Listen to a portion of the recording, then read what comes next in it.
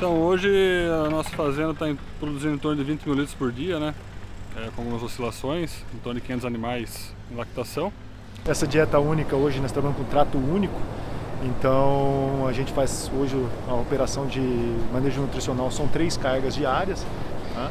Nosso consumo, nossa ingestão média de matéria seca do rebanho hoje está em 23,7. Esse é o nosso consumo. A nossa gordura hoje, a nossa média anual, né, que fechou 2024-25, esses últimos 12 meses, fechamos com 3,9 de gordura e 3,42 de proteína. Tiramos um pouco o amido aí para poder tentar dar um pouquinho mais de conforto para esses animais e não afetar tanto esse desempenho. Tá? Sentimos menos, mas ainda sentimos. Nos melhores dias a gente colhia em torno de 800 toneladas por dia, em 12 horas, né? Isso aí daria mais ou menos 66 toneladas por hora de material chegando no silo de fato, né? Na média do dia. E tínhamos aqui 65 toneladas de equipamento compactando o silo. Então só nisso aí já daria 100% de compactação. E ali o material é prensado com cerca de 3 toneladas de pressão e passa por 2 sistemas desses. Então são 2 pares de rolo que fazem a prensa desse material. Então esse é o material que sai de lá com 32% de matéria seca. Cai aqui, a gente estica. Normalmente o nosso padrão de uso hoje é 15 toneladas, né? 15 toneladas de material para reposição de cama, por reposição. A gente estima aí, na parte energética, já em torno de uns 500 mil de economia de energia durante 6 meses de operação aí. Recebe os primeiros animais, vem para cá, né? Então aqui a gente trabalha com lote de 20. A gente vê que a lotação da nossa recria está alta, né? A gente trabalha aqui, querendo ou não, com 20% acima, né, do que a gente tem de canzil. Nossa área própria aqui é uma área pequena, né? São apenas 50 hectares de áreas cultiváveis e a gente consegue entregar um leite integral, homogeneizado e pasteurizado. É um processo simples, que traz muita segurança ao consumo, sem conservantes, super fresco, né? O Gessé mandou avisar que não vai mais fazer vídeos. Por que você não se inscreveu no canal da Santa Fé? Então inscreva-se agora e ele continuará gravando em fazendas ao redor do mundo. Sejam todos bem-vindos ao nosso canal. Hoje estou aqui na fazenda Querência do Iguaçu, em São Paulo, e vamos mostrar para vocês um sistema cross ventilation, igual os demais que a gente gravou recentemente na Grintos, na Colorado, mas aqui tem algumas particularidades, são coisas diferentes que eles estão implementando e que eu acredito que vai somar muito para cada um de vocês que está assistindo esse vídeo. Então estou aqui com o Márcio e com o Renato. Falando um pouco da nossa história, né? É um projeto que começou há mais de 40 anos, na década de 80, com meu avô, com meu pai, né? Nossa família tem uma tradição de produção de gado, de leite, de corte. Então, nosso avô comprou a propriedade aqui na década de 60, 70. E isso aqui era uma área de lazer para ele, né? Gostava muito, tinha paixão pelos animais, né? Meu pai se formou na década de 80, logo depois da faculdade, já voltou para cá também. Antes nós tínhamos suínos e também gado de leite. Pouco depois, meu pai priorizou só as vacas, né? E com um rebanho de 15 cabeças, a gente construiu o rebanho que a gente tem hoje. Então, na década de 80 foram compradas as 15 cabeças, nunca mais foram compradas. Então, toda a nossa genética foi construída aqui na própria fazenda. Hoje são quase 1.200 animais no plantel, no rebanho todo, né? E agora, com meu irmão e eu também, e nós também voltamos para cá logo depois de se formar, a gente pensa num projeto um pouco maior, né? Tem o sonho de chegar aí até 2.000 vacas em lactação, é a ordenha que a gente está projetando comprar, querer. Se a gente vai chegar lá não, o tempo vai dizer, não é um processo rápido, né? A gente sempre fez um crescimento muito orgânico, muito natural, tudo com recurso próprio, dando a cara a tapa mesmo, desde o começo. Então é um sonho que a gente espera chegar. A gente não esperava chegar em 500 vacas na lactação até alguns anos atrás.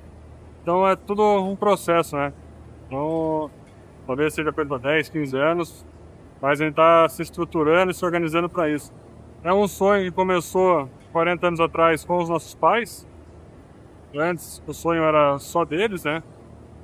Mas hoje o sonho é de todos nós, né? Filhos, netos, a quarta geração que está vindo. os nossos colaboradores também, que permitem chegar a esse resultado, essas eficiências que tem aqui em vários setores da produção. Apesar de ter tomado uma proporção um pouco mais empresarial, ainda é familiar. Desde a gestão, comigo e meu irmão Rafael na operação, nossos pais no financeiro e no aconselhamento, né? Mas também nos colaboradores, né? Boa parte dos nossos colaboradores, principalmente o pessoal da pecuária, mora aqui na fazenda. Boa parte deles tem algum vínculo familiar ou afetivo. Então, todos nós aqui estamos uma grande família em um propósito comum, né? Que é levar alimentos de qualidade à população, sempre fazendo com muito respeito, bem-estar animal, responsabilidade, o mais sustentável ambientalmente, socialmente possível. Então é um propósito que Deus deu para nós, que é alimentar a população, né? E eu vejo que a gente consegue exercer esse propósito com certa destreza. Não é fácil, temos uns momentos difíceis, momentos de preocupação, mas graças a Deus os negócios estão indo num ritmo de crescimento, né? Tem a visão de expansão, está animado com essa expansão. Falando um pouco de bem-estar, né? Aqui a gente está num balcão Cross Ventilation, a nossa ordenha também fica dentro do Cross. E esse aqui é o ambiente perfeito para a vaca, onde a gente consegue controlar as principais variáveis que impactam diretamente no conforto dela, né? Temperatura, umidade, velocidade de vento, fotoperíodo, lux. Então aqui a gente consegue controlar todas as variáveis, proporcionando o máximo possível de bem-estar para elas, né? E o resultado disso aí é isso aqui, ó. É um gado manso, um gado que gosta de estar perto de gente, que gosta do que está fazendo e gosta do trabalho que elas fazem também e do propósito que elas têm a cumprir. Então, ter o gado próximo da gente, assim, traz muita satisfação e é um reconhecimento do que a gente proporciona de bem-estar para ela. Então também está retribuindo em leite para nós. Bom, aqui nós estamos na nossa área de manejo, né? Com a saída de ordenha, então os animais vão saindo de ordenha. O Marcos, que é o nosso responsável, né, por toda a parte de sanidade dos animais, parte reprodutiva, então ele que faz todo esse trabalho, né? O Vinícius hoje é um auxiliar do Marcos, é um estudante de veterinária, filho do Marcos, estudante de veterinária, e ele que é o supervisor nosso de ordenha, né? Então tem muita essa integração de famílias, né? A gente consegue ver os filhos seguindo os passos dos pais e a gente vai dando oportunidade e eles vão seguindo nos setores. Tá? Então, esses são animais aqui que já estão sendo preparados, né? Protocolados para transferência de embrião, né? Para coleta, na verdade, que vai ser feito na semana seguinte. Aqui a gente, hoje a fazenda não opta em temos lote de separação por produção, tá? A gente é dividido em 5 lotes, mais por tamanho de animais, né? Mais por tamanho de animais, e também a gente faz uma pré-selecionada. A gente não consegue ter hoje um lote de transição específica, né? Principalmente pós-parto. O pré-parto está aqui de frente e temos o pós-parto, mas também tem alguns outros animais aí, né? Com um DEL um pouco mais alto. Os nossos animais em pré-parto hoje ficam em freestall também, sistema de freestall. Quando começa o trabalho de parto, né, aí a gente mobiliza ele para a baia de parição. Tá? Após isso a gente pariu, os animais são destinados a um lote de espera ali para poder ser ordenhados o colostro, e as bezerras são encaminhadas para uma baia de espera, né, onde já recebe os primeiros procedimentos em relação à cura de umbigo e também a colostragem. Hoje atuamos aqui na média, estamos com 476 animais em lactação, uma média produtiva de 39,3, né? Estamos com um DEL médio não muito bom, então deu uma penalizada em média. A gente hoje está trabalhando com 39,3 de média, com um DEL médio de 215, né? Uma eficiência alimentar de 1,66, né? E a gente vem chegar em pontos de inverno aí, né? Chegando próximo a agosto, ao setembro, chega a 1,72, tá? Com essa eficiência alimentar. Nosso consumo, nossa ingestão média de matéria seca do rebanho hoje está em 23,7. Esse é o nosso consumo. Então, é um lote especificamente de transição aqui à frente, né, à frente do pré-parto, fica a localização dele aqui tá para poder beneficiar até mesmo a gente a transitar, transportar os animais até lá, né, mobilizar eles para o nosso centro de manejo. Então eles ficam aqui, conseguem transitar para qualquer procedimento que tenha que fazer com esse pós-parto, né, e a avaliação deles está mais à frente, né, da operação aqui, então todo mundo começa a visualizar esses animais para qualquer incidente, tá por espaço de tempo, tá fazendo essas intervenções. Aqui nossos lotes, né, a gente, como eu falei, a gente não trabalha com lote de produção, então aqui é dieta única, separamos mais por célula somática, a gente tem um grupo de célula somática e outros por tamanho de vaca, né? Vacas primíparas ficam lá, segundíparas em outros grupos, para otimizar muito mais como a gente está com uma taxa de lotação sempre excessiva, muito mais essa ambiência das vacas, as disputas, assim, para poder não afetar muito o consumo, né? A nossa ingestão de matéria seca, melhorando essa eficiência alimentar aqui. Essa dieta única, hoje nós trabalhamos com trato único, então a gente faz hoje a operação de manejo nutricional, são 3 cargas diárias, tá? Então um vagão normalmente trabalha aí basicamente 2 grupos, tá? Então a única coisa que a gente afere diariamente é a nossa ingestão de matéria seca. Então nossa sobra de coxa a gente determina de 2, no máximo 3% de sobra. E aí toda manhã, né, como o nosso trato inicia-se, né, diferente, os tratos normalmente são feitos durante amanhã, nosso trato de lactação inicia meio-dia. Então meio-dia, que esse primeiro lote aqui, ele sai para a ordenha, né, 10 para meio-dia, e é onde vai fazendo toda, né, retirada de materiais excedentes, né, deu 24 horas de coxo. Retirado, a gente encosta esse material ao canto para depois, posteriormente, tirar esse material e passar, que vai ser destinado para os bois, para os angus que a gente acaba engordando aqui com a sobra de comida de vaca. E aí esse lote retirado aqui, a gente faz o fornecimento desse trato, né? Então normalmente o número dos grupos, a gente numera eles conforme a entrada na ordenha, né? Então esse aqui é o grupo 1, que é o primeiro animal, é o primeiro lote a ser de entrada na ordenha, tá? Então são grupos já de segundíparas, né? Para fechar lote, às vezes algumas multíparas de porte um pouco menor. Aqui, basicamente, você vê que, se você olhar pelas instalações, né, você vai ver que algumas lonas, né, alguns fechamentos, principalmente esses defletores, são um pouco mais limpos, né, em relação ao outro lado, né? Você vai ver que temos uma parte que onde está tendo uma ampliação, né, ou até mesmo arrumando algumas medidas, né, e algumas falhas que teve na estrutura já antiga. A gente teve ano passado, sofremos um pouco com o calor, apesar de estar dentro de um ambiente fechado, mas de setembro para cá, com a ampliação, a gente teve que fazer algumas alterações, teve que ampliar as instalações, a ordenha ficava fora do cross, não ficava dentro dessa estrutura, né, da pressão negativa. Consequentemente, quando a gente abriu a estrutura, ampliou um pouco mais a estrutura, a gente teve um pouco de perda de eficiência, né, nesse fluxo de tirar essa temperatura, de sequestrar essa temperatura dentro do barracão. Afetou alguns lotes, a gente teve uma perda reprodutiva, e a perda produtiva a gente está colhendo ainda esses problemas, né? Nós nunca tivemos, nos últimos 3 anos, média abaixo de 40 nesse mesmo período. E esse ano a gente colheu isso, né?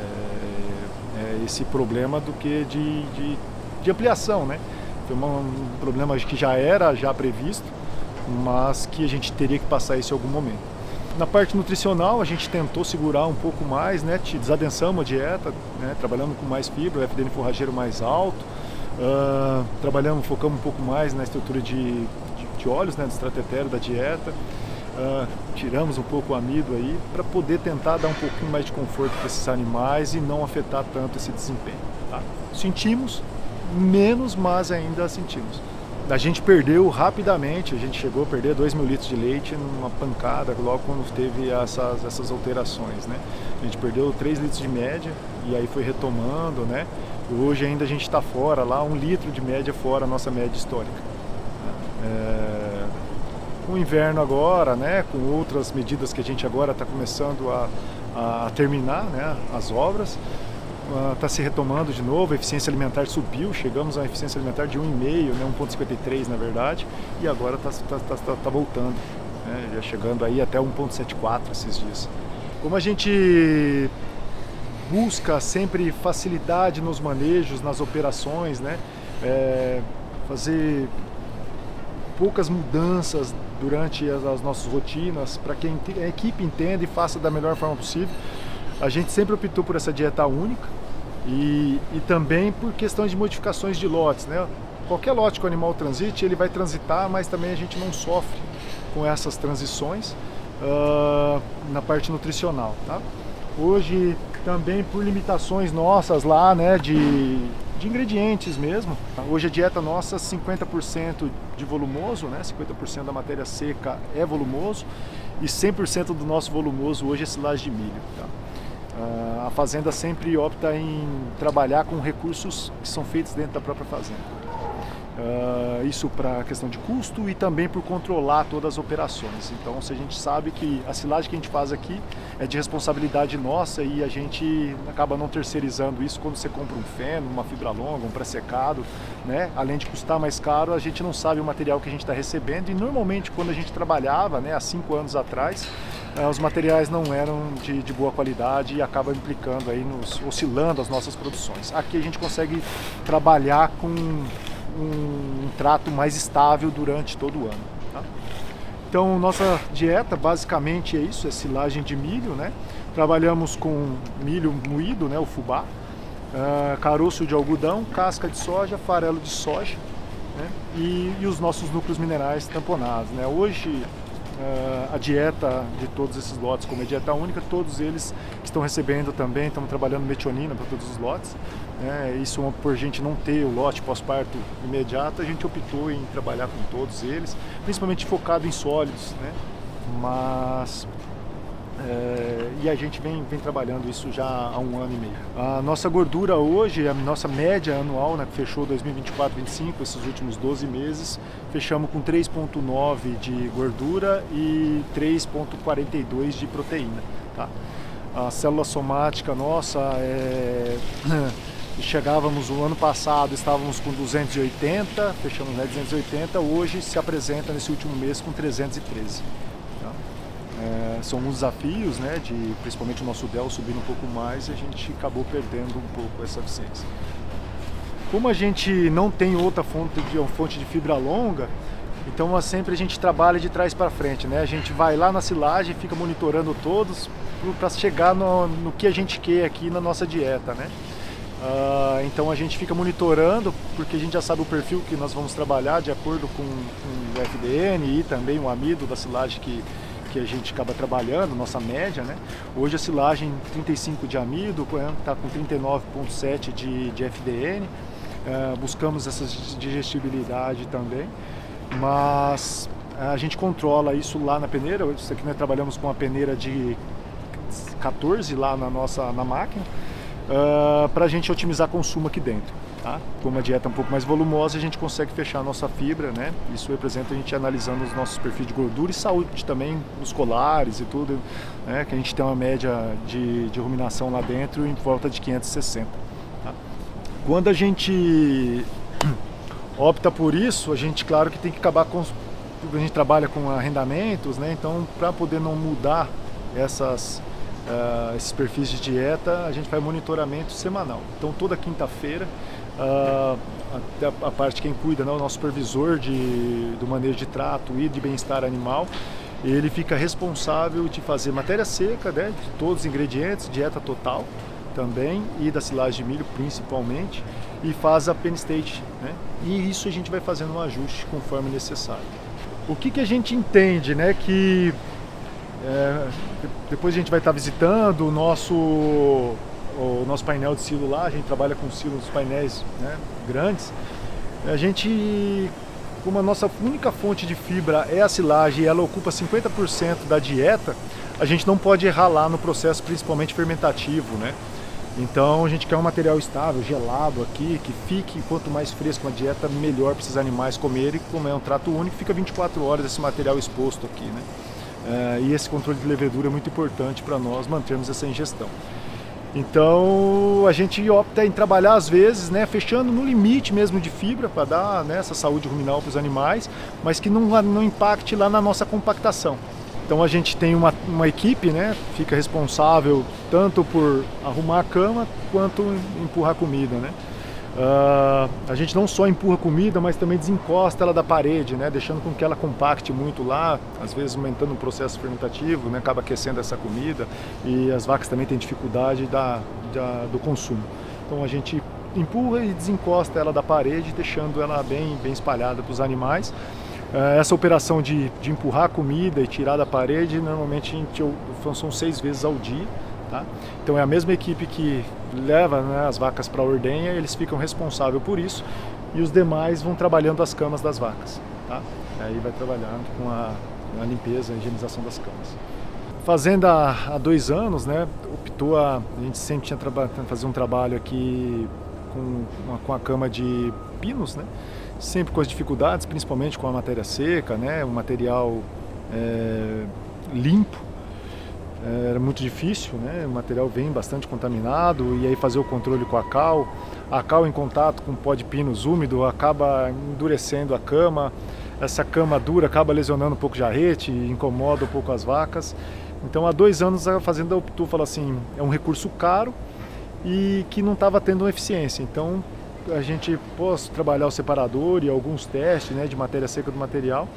Pós-separador, depois eu vou mostrar para vocês essa outra etapa. Mas a cama que é nossa viva, é de esterco de vaca, sai separador, a gente faz um tratamento desse material. Pós o tratamento, fica 4 dias lá incubado. Pós o tratamento a gente entra com esses materiais aqui. Tá?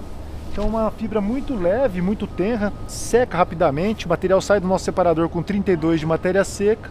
E após todos os processos que a gente faz com cal virgem lá, ele chega com 38% de matéria seca aqui dentro.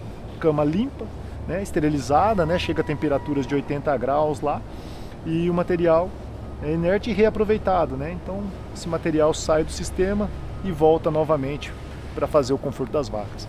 A gente opta sempre isso, a operação cama, né, macia, né, cama que não lesione as vacas e que estimule as vacas a deitarem.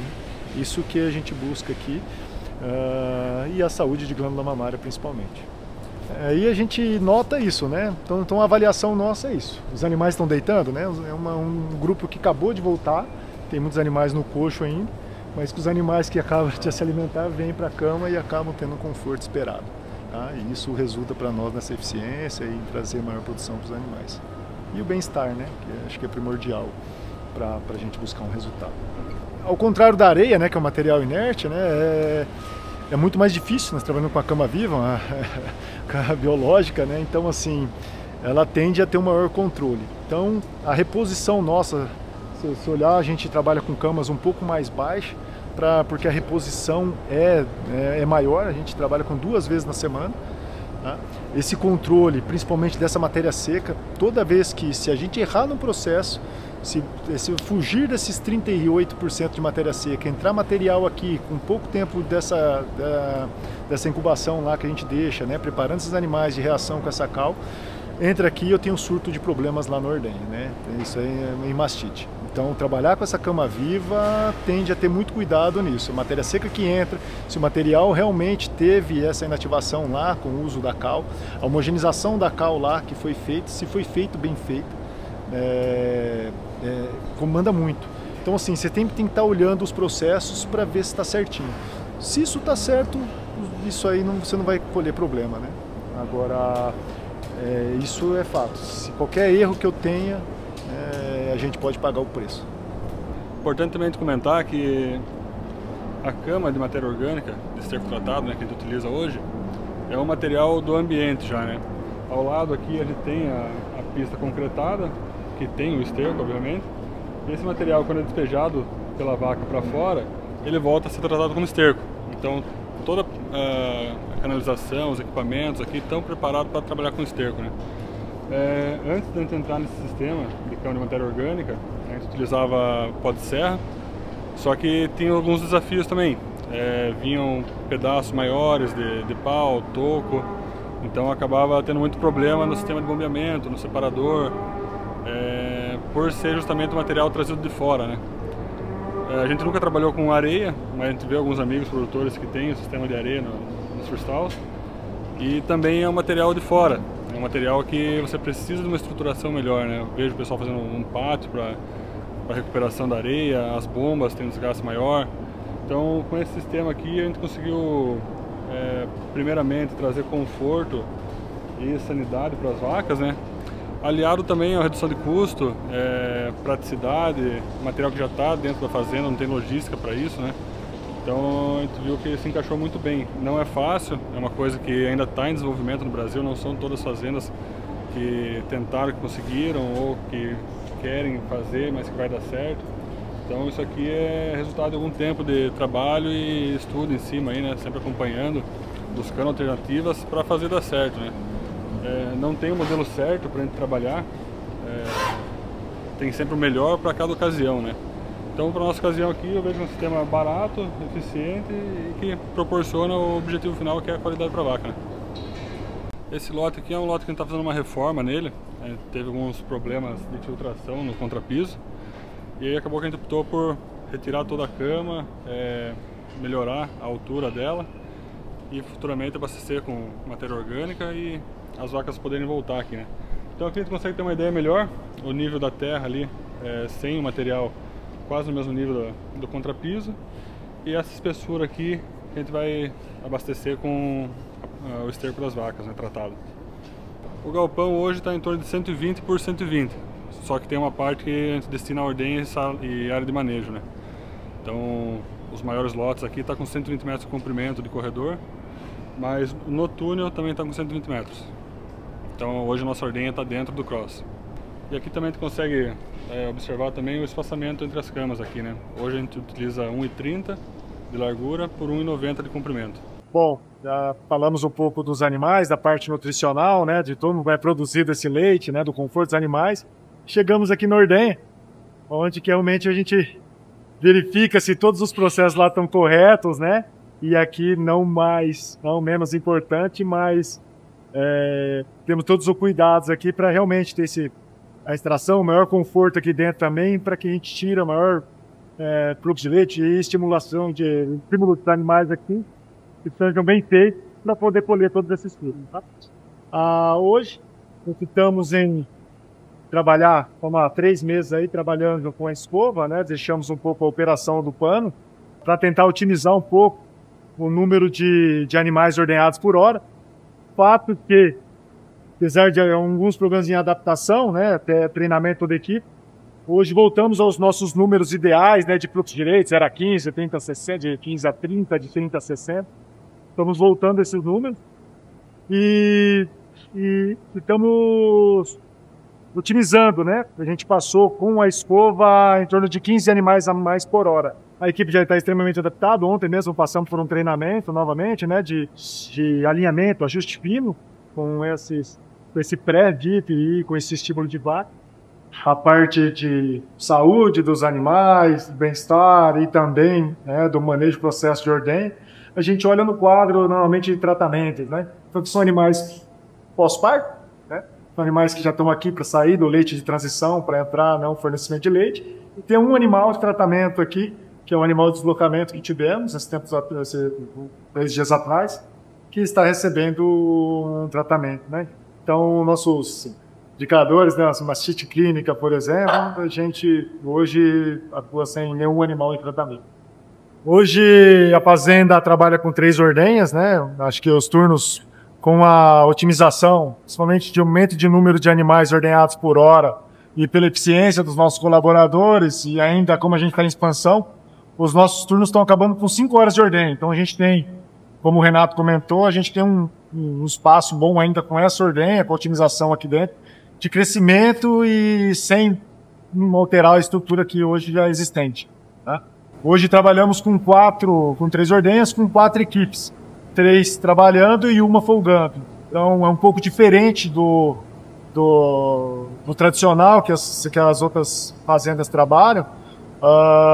Aqui trabalham com turnos diferenciados, a gente trabalha a cada 4 turnos, né? Ela folga e inverte, né? Então quem estava de manhã passa, depois da folga passa à tarde, depois de 4 turnos novamente passa à noite, e quando ela completa os 4 dias do turno noturno, ela passa 2 dias de folga.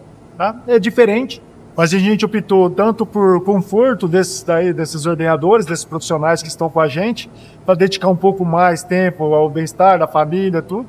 E também para o momento que está aqui, está extremamente focado no desempenho aqui e também está aliviado de estresse, né, de sobrecarga de trabalho, para dar atenção na saúde glândula mamária. Então hoje a nossa fazenda está produzindo em torno de 20 mil litros por dia, né, com algumas oscilações, em torno de 500 animais em lactação. A gente chegou hoje quase no limite da nossa ordenha, né? Uma duplo 8, está trabalhando 5 horas cada ordenha, 3 ordenhas. Então agora a gente está pensando no nosso próximo passo, né? Que seria a ampliação principalmente da ordenha. A gente já está projetando, organizando. Provavelmente será uma 30-60 com capacidade de produzir, de ordenhar até 2.000 vacas por dia, né? Então junto nesse processo de expansão, a gente já pensa em alguns outros pontos que a gente já está em andamento, né? Esse galpão aqui é um galpão novo para recria, 20 por 130, que já está em fase final de cobertura. Em breve também a concretagem embaixo, né? E toda essa parte para cá é a nossa área de cozinha, né? Essa aqui é a nossa fábrica de ração atual, é um pouco antiga já, está um pouco no limite. Então aqui está um silo de snap, outro silo de snap. Essa cozinha nova vai abranger todo esse espaço aqui, cobrindo esses 2 silos para a gente fazer estoque de outros volumosos, né? Ou até mesmo de caroço de algodão, polpa, outros ingredientes que a gente queira incluir no ano aí, durante o ano, e que a gente deseja manter um estoque maior. Aqui faremos 4 boxes, um pé direito bem alto, possibilitando a descarga facilitada pelos caminhões que fazem a entrega. E na parte de lá já está todos os nossos silos trincheiras, né? Ao todo são 5 silos, com um comprimento aproximado de 65 metros. Temos 4 silos de 16 metros de largura, um com 8 metros de largura. Então a gente conseguiu aqui organizar bem a logística do trato, né? Então a fábrica de ração aqui, os outros ingredientes aqui, volumoso lá. Isso fica bem interessante, né? Pensando na eficiência do trabalho do tratador aí. Todo o piso é concretado, então antes a gente tinha um problema da carreta de trato passar por uma área de barro e acabar levando barro para dentro lá no coxo. Hoje a gente já não tem mais esse problema. Então ficou bem legal a operação aqui. Todos os nossos silos são de alvenaria, tanto na parede quanto também no piso, né? Então a gente consegue acabar diminuindo qualquer fonte de contaminação aí que possa estar atrapalhando. Então pessoal, aqui está no painel do silo 3. Essa aqui é uma silagem que foi colhida em janeiro. E um ponto bem interessante que a gente priorizou bastante esse ano aqui, até mais do que os outros anos, é a compactação, né? Então esse silo aqui está super compactado, a gente vê até certa resistência em retirar o material. Nos outros anos a gente estava priorizando fazer fibra longa, regulando a colheitadeira com 18 milímetros de corte. E esse silo aqui a gente fez um teste, a gente baixou para 14 milímetros e botou bastante peso nessa colheita aí, né? Por ser um silo de 16 metros, a gente não consegue colocar tantos equipamentos, mas a gente fez uma força e conseguiu colocar 4 equipamentos que no total deram 65 toneladas de peso de máquina compactando essa silagem, né? E falando um pouquinho dos números da colheita, nos melhores dias a gente colhia em torno de 800 toneladas por dia, em 12 horas, né? Isso aí daria mais ou menos 66 toneladas por hora de material chegando no silo de fato, né? Na média do dia. E tínhamos aqui 65 toneladas de equipamento compactando o silo. Então só nisso aí já daria 100% de compactação. Porém, a compactação, ao invés de durar as mesmas 12 horas, que era o tempo de colheita, a gente esticou para 15 horas. Então acabou que deu até um pouco mais do que esse 100% de compactação. E aí está o resultado, né? A gente investiu um pouco mais em equipamento, né, que é terceirizado, mas hoje a gente consegue ver aqui um silo super estável, gelado, bem fermentado, que foi fechado há cerca de 4, 5 meses atrás, né? E a compactação aqui ficou excelente, né? Foi feita a análise da densidade, deu em torno de 870 quilos por metro cúbico. Isso aí é o ideal. Então foi um trabalho bem legal que a gente realizou aqui e deu certo. E falando também um pouco, né, não só da compactação, mas da qualidade do painel, né? A equipe é bem treinada, bem instruída para realizar uma retirada homogênea do painel, né? E também, recentemente, a gente desenvolveu esse equipamento aqui na fazenda, que é um garfo que auxilia a retirada desse painel. Isso aí facilitou bastante, ainda mais numa silagem que está super compactada como essa. Se fosse só com a concha, ou forçaria a máquina ou ficaria um painel mal tirado, sabe? Então isso aí também foi uma coisa que ajudou bastante a gente manter esse padrão de retirada da silagem. Então, o início da nossa operação aqui, o nosso rebanho sempre foi a pasto, né? E a partir de 2010, 2011 ali, a gente começou o confinamento, que consistia no freestyle com cama de colchão e barracão aberto, né? E foi bem uma época que estava surgindo um pouco mais sobre os barracões de compostagem, né? Os compost barn. Então, naquela época lá, a gente começou a migrar tudo, chegou a desmanchar barracão, mudou tudo pro compost barn, tirou as camas de colchão, né? E começou a migração pro compost barn. Esse barracão aqui, a gente foi fazendo ali módulos, né? Então, a princípio, nossa ideia achava que o compost barn era um método de projeto mais em conta e realmente, para o nosso desenvolvimento, se encaixou muito bem. Então, a gente fez o barracão de compostagem com pista de trato concretado. Ele não era fechado ainda, era um barracão aberto, né? Então tinha bastante custo com os exaustores, já estava na nossa programação fazer um cross ventilation nesse barracão. E à medida que a gente fez o compost barn, já era projetado para a gente adaptar para um futuro freestyle. Até que chegou num ponto que o rebanho estava se reproduzindo meio rápido demais e uma das alternativas que a gente encontrou que se encaixaria muito bem era transformar esse barracão de compost barn em freestyle. Então, a princípio a gente veio construindo em partes aqui, né, migrando do compost barn para o freestyle. Uma coisa que a gente achou bem importante assim era a dificuldade que a gente tinha em manejar a cama de esterco na nossa região, que é uma região alta, com umidade alta, então a gente tem um grande desafio para secar essa cama de compostagem no cross ventilation, né? Muitas pessoas conseguem, para a gente aqui não encaixou tão bem, a gente não tinha uma logística de retirada desse material, contava muito com o pessoal da agricultura também, era uma coisa que não estava tão na rotina da pecuária, sabe? E a partir do momento que a gente veio migrando pro freestyle, a gente conseguiu deixar mais na rotina, manutenção de cama, reposição de cama. Então foi uma coisa pra gente que funcionou muito bem, né? E também quando a gente começou o barracão de compostagem, o pó de serra tinha um custo ínfimo, era R$8 o metro cúbico de pó de serra, era praticamente dado, esses R$8 era só a logística desse material, né? Tinha bastante disponibilidade no mercado, na região, mas com o passar do tempo o pó de serra começou a agregar valor. O pessoal começou a usar em caldeira e hoje o pó de serra, não sei como está o preço, mas acredito que esteja em torno de R$60. Então, mesmo depois que a gente mudou pro freestyle, a gente continuou utilizando o pó de serra nas camas das vacas, no freestyle, mas a gente chegou a analisar, foi quando a gente teve a ideia de começar a utilizar o próprio esterco das vacas tratado na cama, né? A gente chegou a analisar os micro-organismos que estavam presentes no pó de serra, quanto também no próprio esterco tratado, né? E a gente viu que justamente as bactérias que fariam mal para a vaca estavam mais presentes no pó de serra do que no próprio esterco dela, tratado. A gente avaliou também a matéria seca do pó de serra que estava chegando para a gente aqui, que era em torno de 50% de matéria seca, não muito longe do que a gente tem hoje com a cama de esterco, né? Então, quando a gente estava naquela etapa ali de usar pó de serra no freestyle, a gente tinha um custo em torno de 300 a 400 mil reais por ano desse material. Então a gente preferiu investir um pouco mais no separador de sólidos nosso, um equipamento que conseguisse realmente tirar o máximo possível dessa umidade do dejeto. Foi um tempo de aprendizado, né?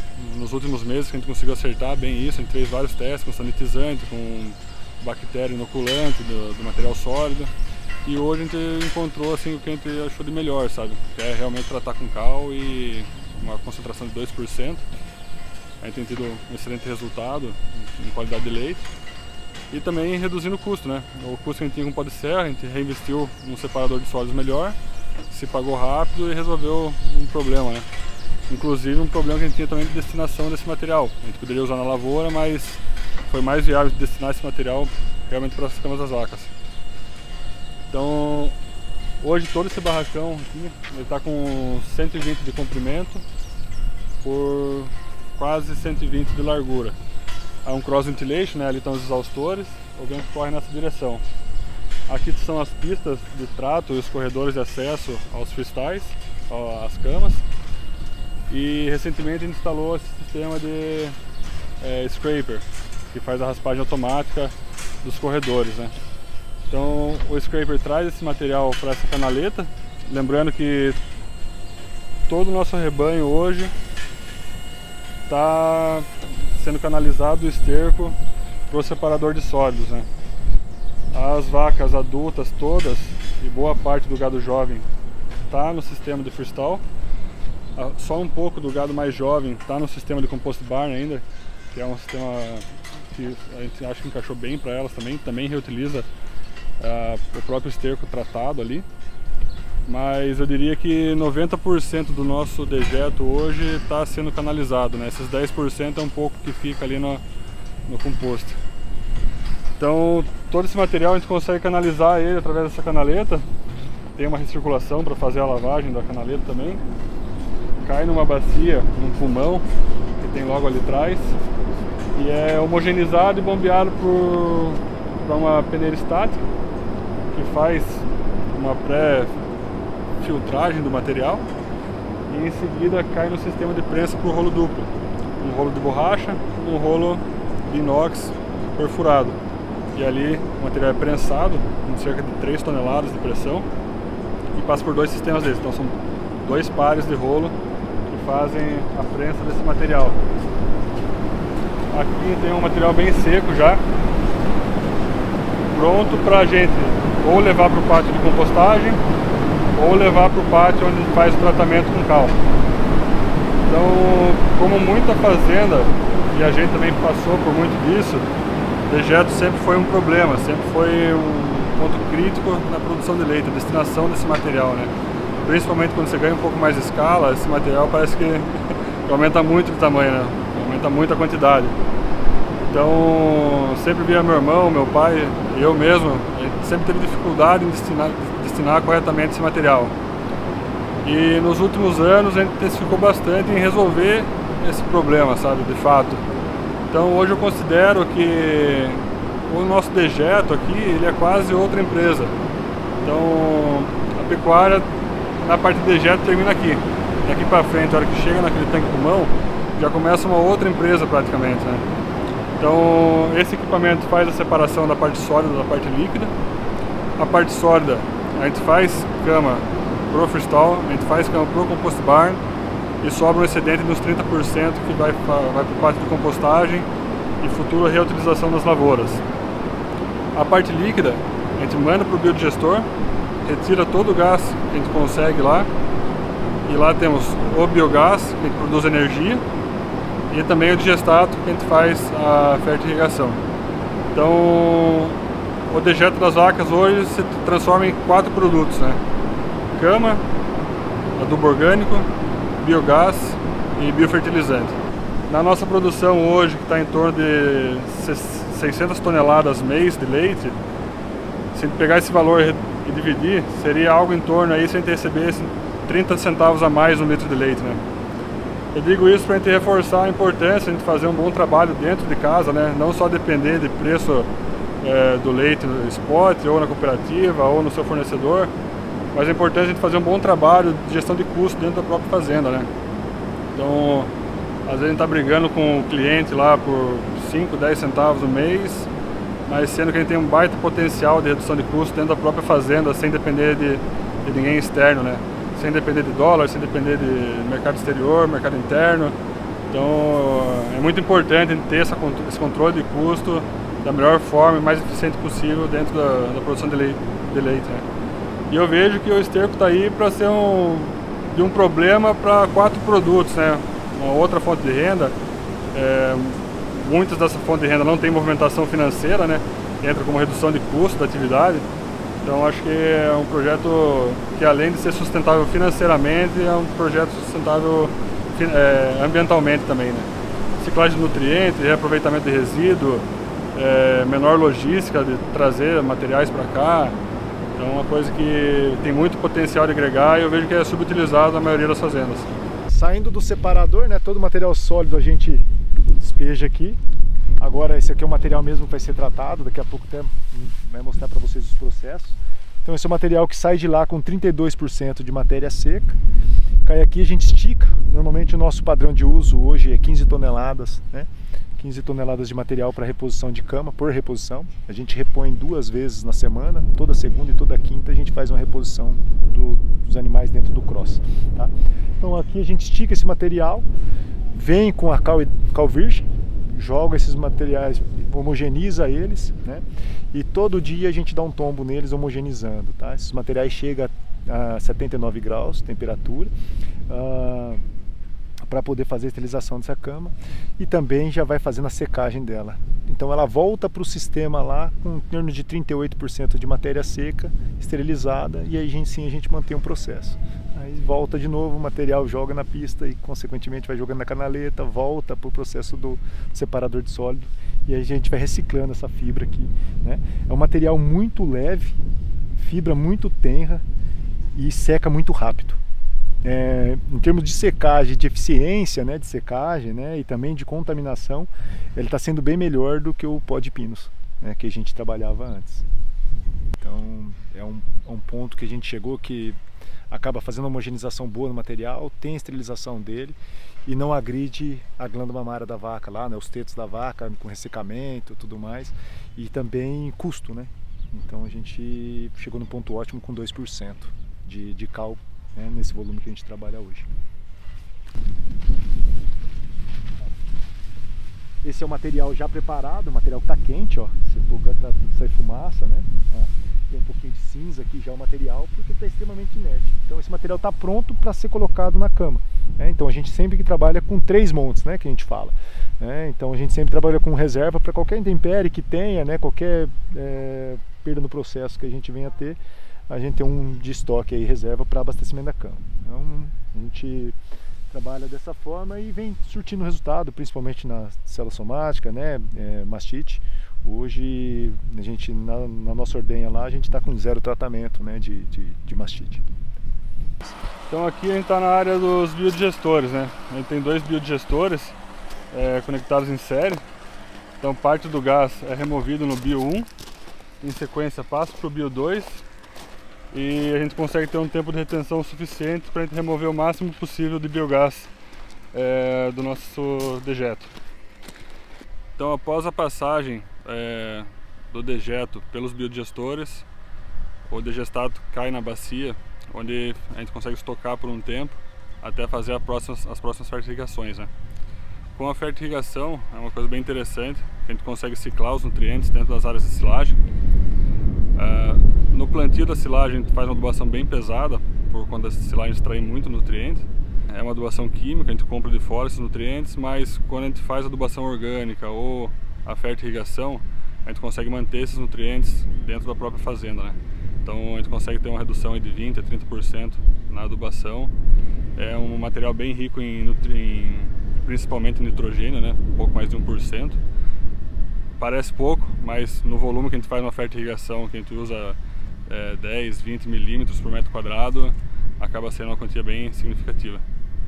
Na parte do biodigestor, a gente tem 2 fontes de renda através do esterco, né? Que seria o biogás, onde a gente consegue produzir 80% da energia, da demanda energética da fazenda, e o digestato, que a gente consegue reduzir aí mais uns 20% da adubação dessa área aqui da fazenda. Faz muito tempo que a gente pesquisa e busca sobre os biodigestores, né? Muita coisa se inovou nos últimos anos. Eu comecei a pesquisar em 2018, quando estava voltando para cá para trabalhar, mas eu vi que era um mercado que não estava 100% maduro ainda, né? Continuei a pesquisa, eu queria ter a produção de energia dentro da própria fazenda e nos últimos anos a gente acabou optando pela energia solar. Então 40% da nossa energia, nossa demanda energética é suprida pela energia solar, até que no final do ano passado encontrei algumas informações que eu estava precisando e também uma empresa de confiança que a gente conseguisse tocar esse projeto, e a gente acabou optando também por adicionar a produção de energia elétrica através do biogás, né? Então o biogás hoje supre 80% da nossa demanda energética, então nesse caso estaria sobrando em torno de 20% que a gente consegue deixar como crédito para a gente a nossa conta de energia, né? Então foi uma coisa assim que realmente precisava ter esperado até o final do ano passado para a gente fazer, sabe? Muitas pessoas na época, um tempo atrás, fizeram biodigestores, tiveram alguns problemas, e hoje a gente vê que é um negócio que já está bem resolvido, sabe? A parte de agitação dentro dos bios, recirculação, tempo de retenção, as lonas que são usadas. Então tudo isso eram dúvidas que a gente tinha e que a gente conseguiu ver agora na prática que tem funcionado bem, sabe? Os biodigestores estão trabalhando há cerca de 6 meses. A gente tem nesses 6 meses em torno de 600 mil kW produzidos através de 2 geradores, que eles funcionam conforme a demanda, né? Estão em off-grid, não estão ligados na concessionária. Então o quilowatt hoje aqui na região está em torno de 80 centavos, então a gente estima aí na parte energética já em torno de uns 500 mil de economia de energia durante 6 meses de operação aí. Os biodigestores estão um pouco superdimensionados, a gente tem um tempo de retenção maior do que precisaria. A gente já fez pensando nessa expansão que a gente pensa, né, em aumentar a produção de leite, aumentar o número de vacas em lactação. Então esse projeto aqui atenderia, eu acredito que em torno de 800 a 900 cabeças em lactação. Uma característica importante do bom funcionamento do biodigestor é um material constante e estável, né? Sempre entra a mesma quantidade no biodigestor.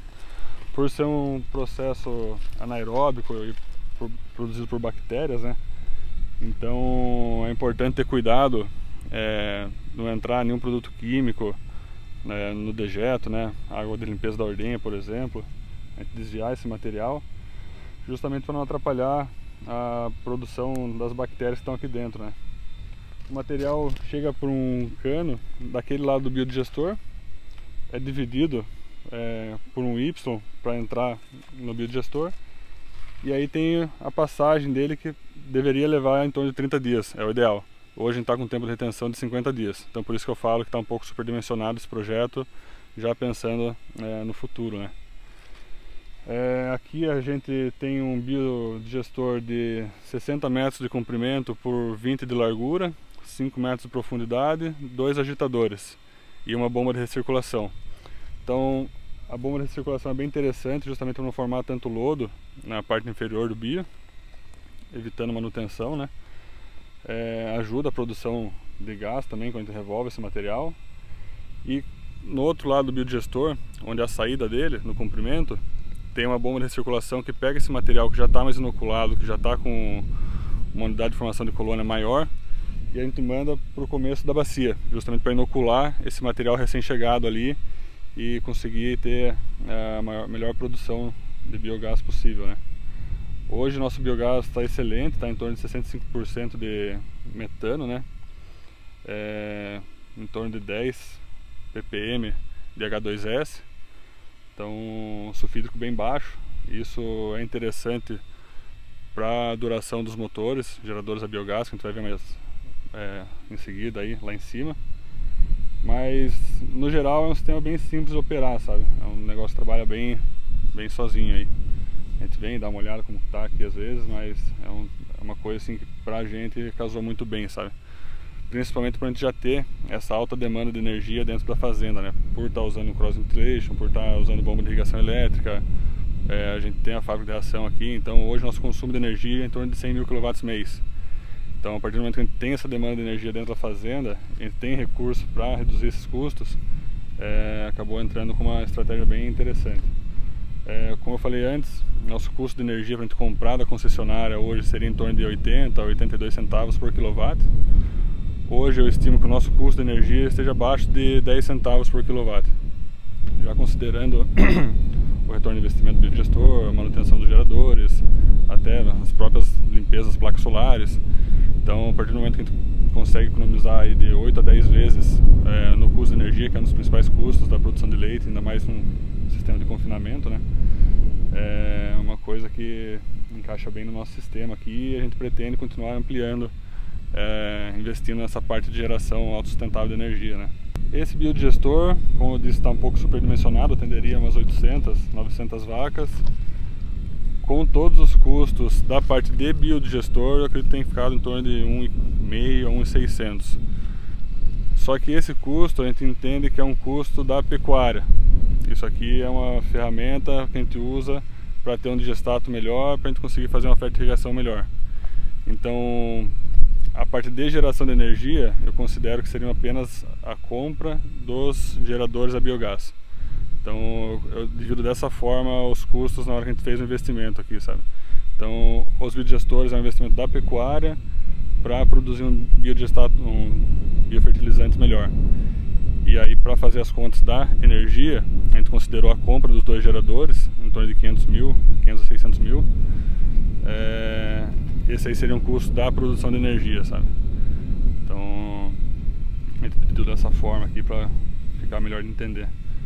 Mas do projeto todo, entre biodigestor e geradores a biogás, em torno de 2 milhões com terraplanagem, mão de obra, lonas, o projeto completo. Um outro ponto interessante também, a produção de biogás e energia está diretamente relacionado com a produção de leite da nossa fazenda. É um pouco cedo para dizer, a gente está 6 meses só produzindo biogás, mas eu reparei isso principalmente no mês de dezembro, janeiro e fevereiro, né? A gente estava vindo com uma produção diária em torno de 20 mil litros, 21 mil litros. Em dezembro e janeiro a gente teve um estresse térmico muito forte no cross ventilation e a produção de leite acabou caindo para em torno de 18, 17,5. E eu reparei que a produção de gás e energia também caiu bastante, né? Então eu fiquei procurando onde que podia estar o problema aqui no biodigestor, até que a gente conseguiu relacionar isso com a produção de leite, né? A vaca com estresse térmico, ela vai ingerir menos matéria seca, vai produzir menos esterco, vai produzir menos leite. Então, produzindo menos esterco, é menos alimento para as bactérias que estão aqui no biodigestor. Então, por isso também que elas produziram menos gás. Então, eu estou conseguindo relacionar. Eu tenho uma planilha lá que faço o controle e hoje eu tenho feito a produção de gás por unidade animal. Eu converto as bezerras, as novilhas e as vacas por unidade animal. Eu estou tentando relacionar isso aí hoje, sabe? Tanto com unidade animal quanto com produção de leite. Eu tenho visto uma tendência ali. Agora a gente já voltou para casa dos 20 mil litros, próximo dos 20 mil litros, e eu também estou vendo a produção de gás começar a subir um pouco, sabe? Então aqui está o Bio 1, né? E aqui estão as caixas de passagem. A gente tem um desnível de em torno de 50 centímetros do Bio 1 para o Bio 2. Aqui é o material que já passou pelo Bio 1, já tirou boa parte do gás e segue para o Bio 2. Ele está um pouco murcho agora, que deixou ligado um pouco mais tempo os geradores para a gente fazer uma manutenção. Mas a ideia é que o tempo de passagem do dejeto demore 30 dias. Como que é feita essa conta? Se eu tenho uma produção de dejeto de 70 metros cúbicos por dia, o tamanho desse biodigestor precisa ser 30 vezes maior do que esse volume. Então seria em torno de 2.100 metros cúbicos, né?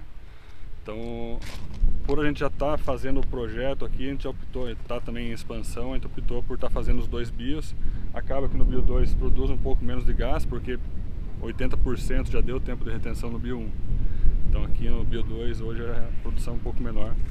Mas na hora que a gente aumentar a produção, aumentar o número de animais, esse projeto vai rodar melhor ainda. Aqui a gente já está abrindo espaço para mais 2 biodigestores, né? A gente não vai fazer em série com aqueles lá, vai fazer em paralelo. Então o material vai chegar aqui e vai se dividir pelos dois lados ali, né? Ou vai para os 2 de baixo ou vai para os 2 de cima. É um pouco cedo para a gente estar fazendo esses Bio 3 e o Bio 4 ainda, mas a gente precisava de terra para uma outra terraplanagem, então já aproveitou e começou a fazer terraplanagem aqui. Aqui seria um espaço para o 3º e 4º biodigestor, mas também a gente está pensando que talvez para um projeto maior, talvez seria interessante o biodigestor CSTR, né? Que é no padrão alemão, que já é mais complexo um pouco, tem uma eficiência melhor de produção de gás, mas também o investimento é mais alto. para começar a fazer um biodigestor, esse formato que a gente fez aqui é o melhor custo-benefício, sabe? Então aqui é a central de geração de energia biogás, né? A gente tem 2 geradores MWM com capacidade de 130 kW. O ideal é trabalhar ali de 70 a 100 kW para não forçar tanto, né? Esse gerador 2 toca toda a climatização, todo o cross ventilation, todos os exaustores, toda a iluminação do barracão e também os scrapers. E esse gerador 1, ele toca todo o restante da fazenda. O escritório, ordenha, refrigeração, o nosso laticínio, a fábrica de ração. Então, esse gerador aqui fica dividido dessa forma, né? O gás vem lá do biodigestor através de tubulação enterrada através desse tubo, passa por esse equipamento que é um secador de gás para a gente retirar um pouco da umidade do biogás, passa por aqui que é um compressor e em seguida já entra aqui no gerador de biogás. Agora estão desligados, né, que a gente vai passar por uma manutenção preventiva, troca de óleo, ver vela, cabo de vela, bobina, mais algum detalhe que possa precisar aí. Mas o gerador 2, ele roda 24 horas, então a troca de óleo a cada 250 horas, a gente acaba tendo que trocar o óleo dele a cada 11 dias. Né? Esse gerador está rodando um pouco menos, está rodando 6 horas por dia. Mas dessa forma, hoje a gente consegue ter 120% da nossa demanda de energia sendo produzida na própria fazenda, né? Tendo um excedente ainda de 20%. Da parte dos geradores, hoje está em torno de uns 70 mil kW mês, 70 mil kW mês. As placas solares mais uns 40 mil kW por mês. Então é uma produção bem interessante e bem sustentável, né? Aproveitar o máximo possível os recursos que a gente tem dentro da própria fazenda e ser autossuficiente em demanda energética. Bom, agora aqui a gente vai indo para os nossos alojamentos, bezerreiro, né? E vai mostrar um pouco dos procedimentos que a equipe do bezerreiro costuma realizar. Essa noite foi um pouco fora do comum, né? Teve muitos partes, né? Então o processo eu tenho uma equipe de manejo lá que fica, são 24 horas a fazenda, né? Não para. Então a equipe do manejo fica monitorando as vacas pré-parto, né? Da baía de maternidade. Pariu, ele faz uma comunicação já, né? Traz a bezerra para cá, já faz a primeira intervenção, que é a cura de umbigo, né? Então ela já manda tudo hoje mais automatizado, manda tudo num grupo. Esse grupo já está visualizando e ele já comunica a hora que a vaca, né, a mãe da bezerra, vai subir por ordenha e o colostro já vai estar disponível para o bezerreiro assumir a responsabilidade, né? Hoje trabalhamos para as fêmeas, né? Seja ela Angus ou seja holandesa, trabalhamos com 22% de Brix, né, no volume de 10% do peso vivo nas primeiras 2 horas. Então essa comunicação é sempre ágil, né, no processo. Caso ela não tenha uma produção, né, de uma qualidade de colostro, ou ele é recondicionado lá com colostro em pó, né, chegando esses 22 de Brix, ou a gente intervém aí, já entra com descongelamento do colostro, do banco de colostro, para eles fazerem o aleitamento. Sonda aqui na fazenda é o último caso, tá? Normalmente é feito a paciência, a calma deles que vai fazer essa bezerra ingerir esses 10% aí, normalmente 4 litros de colostro nessas primeiras 2 horas.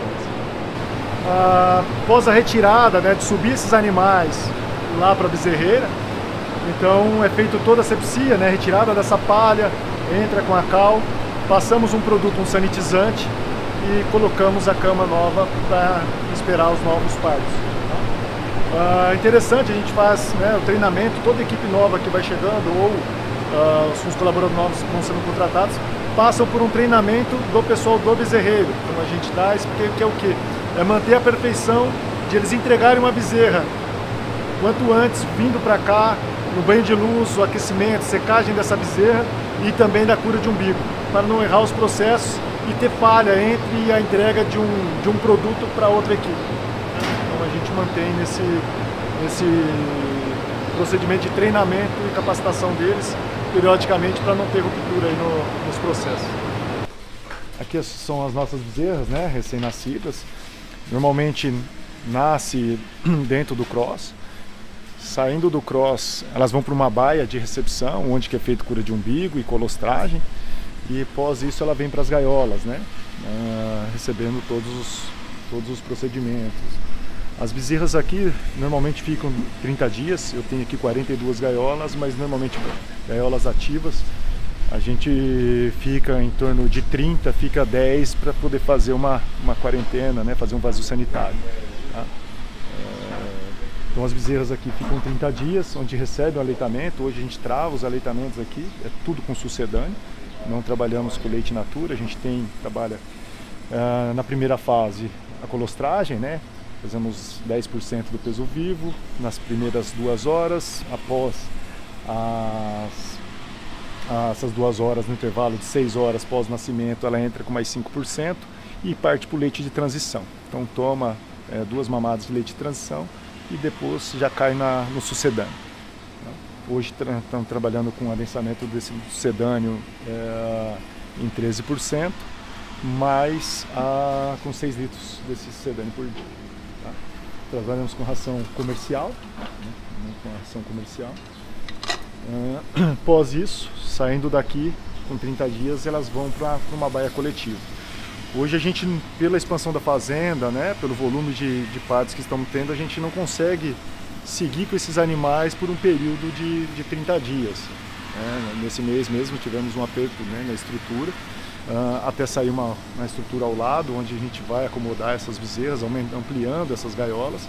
Então os animais ficam aqui em torno de 20 dias, após isso já está caindo para a baia coletiva, são desafios do crescimento que a gente vem enfrentando.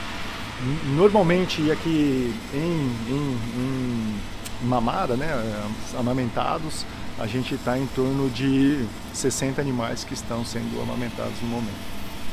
Então saindo daí, após desmama, né, com 60 dias, faz um período de transição de 10 e vai caindo aí simplesmente com dietas de açório. Nossa média de partos por dia são 2 partos, tá? São 2 nascimentos que ocorrem aí. Hoje, acho que vocês podem ver, temos um pouco de meio sangue Angus também, né? Então foi há 2 anos atrás, a gente até fez uma medida de conter um pouco o crescimento do rebanho. Então trabalhávamos com a primeira inseminação com sêmen sexado e após essa daí a gente já estava colocando Angus, né? Então vocês vão ver que tem um pouco de animais aí, né? Mais pretinhos, tudo, que são uma forma de a gente segurar. Hoje com essa estratégia novamente de crescimento, de ampliação, a gente diminuiu agora os Angus e estamos trabalhando 100% com os animais já holandês para aumentar o nosso volume de animais em lactação. Normalmente aqui a gente vende ele nas categorias, a gente vende em torno de 400 a 500 reais esses animais aqui, dependendo da fase, aí tem diferentes valores. Só que eles recebem um tratamento diferenciado, porque o mesmo tratamento que as bezerras de leite tomam, eles também acabam sendo beneficiados com isso. Então isso é compensatório, porque lá dentro ele tem um diferencial, né? A gente fala, até o pessoal acha um pouco estranho, mas nós temos aqui animais com 12 meses abatendo com 22 arrobas, né? Então é assim, um ganho de peso, e isso é resposta do cuidado que os animais vão tendo em toda a fase de vida, né? Principalmente nessa fase de aleitamento aqui. O que acontece? Aqui eu tenho um desempenho padrão de animais de leite, né? Quando cai na fase de recria, o ganho é extraordinário. Então você vai ver elas junto com as holandesas, o ganho de peso desses animais é absurdo. Já buscando adaptar esses animais, né, na coletividade, também aumentar essa imunidade dos animais, adaptação ruminal, a gente parte para esse sistema de baia coletiva. Aí vai subindo as categorias, né? Normalmente a gente costuma deixar aqui em torno de 8 animais em cada baia dessa, né? Aqui ele já recebe um pouco de uma dieta total, né? E também continua recebendo a mesma concentrado, né? A ração comercial que eles estavam trabalhando ali nas gaiolas, tá? Então, aí eles vão passando de fase, né? De acordo até chegar ao ponto de desmama, tá? Agora estamos há um mês, começamos a colocar o monitoramento, né, de saúde através dos brincos. Mostra uma eficiência em relação a gente ter uma rápida ação em relação a esses animais que fogem um pouco do padrão deles, né, de rotina deles, e aí a gente consegue intervir logo antes que esse animal caia e perca muito desenvolvimento. Tá? Aqui, como eu estava falando para vocês, né, então você vai encontrar alguns machos aqui, que é aquela do ângulo junto, que é o mesmo tratamento que as bezerras recebem. Tá? Aqui já está fazendo uma parma já de pré-desmama, né? Então aqui já está com dieta sólida, e aqui recebe um pouquinho de uma fibra longa, tudo, para poder melhorar esse aporte de desenvolvimento ruminal. Aqui esse monitoramento de saída é quando foge do padrão, é simplesmente saúde, né? Então se os animais saem da rotina deles de padrão, principalmente de aleitamento ou de movimentação, fica mais decúbito, ele dá um alerta para nós, um relatório de saúde, e aí ele vem e já vai fazer um pré-diagnóstico dela e começa a intervir, né? Se foi uma desidratação, se é uma pneumonia. Normalmente esses bezerros eles começam a colocar o brinco, né, no 5º dia de vida, coloca. Ele demora mais ou menos uns 5 dias a 7 dias para começar a entender o padrão da bezerra, e a partir do 10º dia ele já tem uma tendência já de ações, né, de rotina dessa bezerra, e consegue fazer essas leituras. Aqui são os animais já desmamados, né, que já vão receber. Aqui já trabalha por nossa lotação, já trabalha em torno de 16 animais aqui. Estão preparando para poder descer para um outro compost, onde fica os animais até a fase reprodutiva. Então, aqui já recebem já a dieta, a mesma dieta que estão recebendo lá. Tá? Que a gente tem 2 lotes lá, em torno de 20 animais, que normalmente é transitório. Então sempre fica nessas baias aí de 20 animais e vão transitando até chegar à parte reprodutiva. Aqui normalmente elas estão descendo lá em torno de 120 dias. Então aqui até encostado, isso aqui normalmente é sobra do dia seguinte. Vai ser passado o novo trato nesse horário, normalmente às 10 horas da manhã está sendo passado. A dieta delas aqui é basicamente a dieta de vacas em lactação, né? Porque todos os ingredientes que tem lá, então é silagem de milho, né? Milho, fubá, milho moído, casca de soja, caroço de algodão, o núcleo, né? E farelo de soja. Então, basicamente são esses ingredientes. Depois eu até vou mostrar para vocês lá na nossa fábrica de ração. A gente está fazendo uma nova cozinha, então a gente limitou um pouco os ingredientes até serem feitos os box, tudo, para poder receber novas matérias-primas aí, e a gente conseguir divergir um pouco, né, diferenciar um pouco os nossos perfis de dieta. Então dentro dos silos a gente consegue só 3 ingredientes, então hoje a gente dá prioridade milho, soja, e aí a gente tem a opção ou casca de soja ou polpa cítrica, de acordo com a qualidade da nossa silagem de milho, e aí a gente cicla entre esses 2 materiais, tá?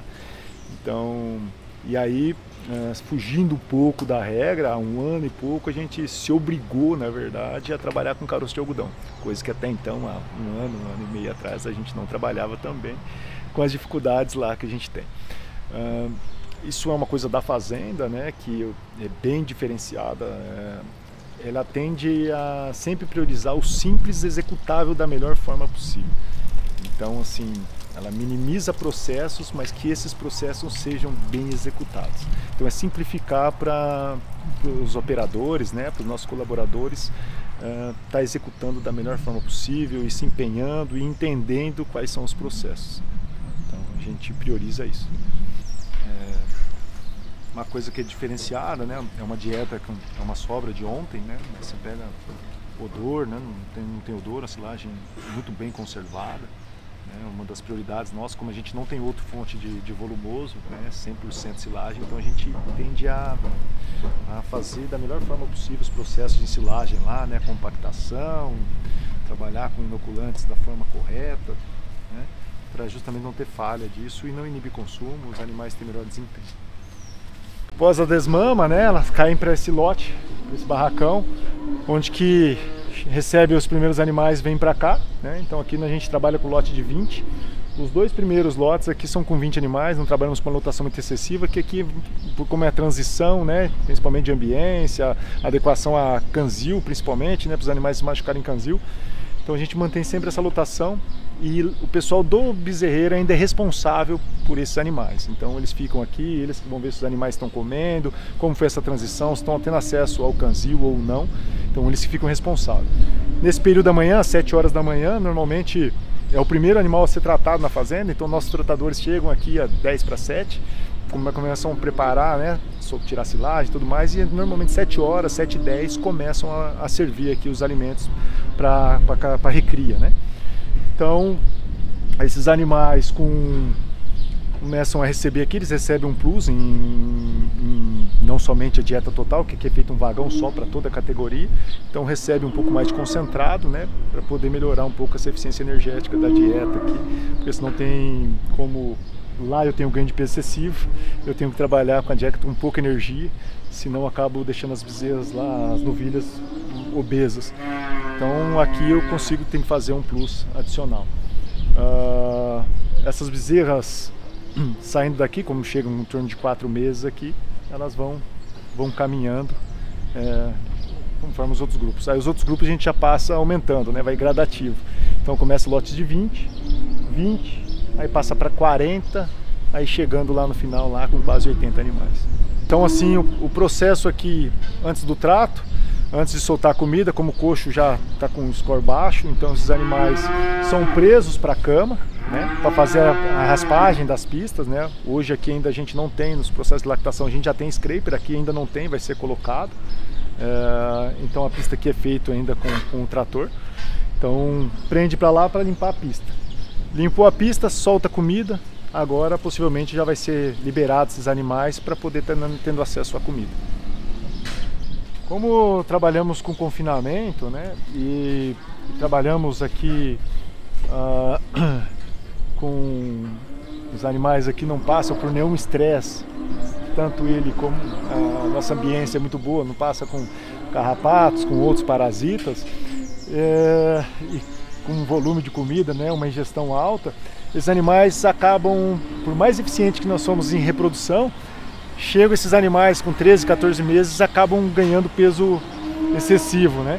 Então, quando a gente trabalha, a gente tem duas opções aqui, né? Esse peso excessivo aí vai trabalhar na minha reprodução e também, consequentemente, na hora desses animais parirem, né? Quando vai chegar lá num pré-parto obesa, possivelmente essa novilha vai ter cetose, vai ter complicações e pode chegar até a morte. Então a gente limita, em vez de perder esse animal, a gente acaba limitando aqui uma estratégia nutricional para que a gente não venha perder esse animal lá, todo o investimento que a gente fez tá tendo perda lá na hora de ser um animal começar a nos dar retorno. Tá? A gente tem dois tipos de volumosos que a gente trabalha durante o ano para essa categoria, né? Na verdade, todo o gado seco nosso, menos pré-parto. Então, essa fase inicial, em um período do ano a gente trabalha com silagem de sorgo, né?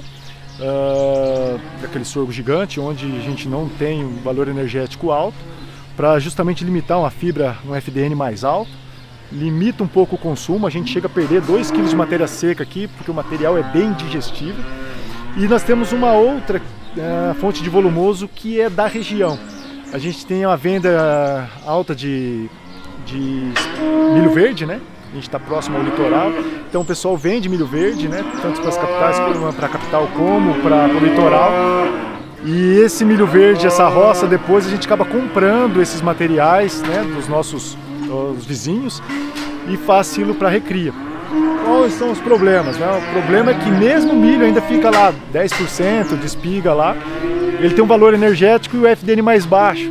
Então, mais um desafio, que quando eu entro com esse material, às vezes para lote reprodutivo eu tenho que dar uma restrição alimentar, né? Deixar um animal, chega às 6, 7 horas da tarde, esse animal tá 6, 7 horas da noite, esse animal tá sem alimento, porque senão ganha muito peso lá e acaba tendo esses mesmos problemas que eu comentei anteriormente. Aqui, esse lote aqui são 74 animais. Hoje a ingestão média, né, nesse lote meu de recria, mais vaca seca, tá?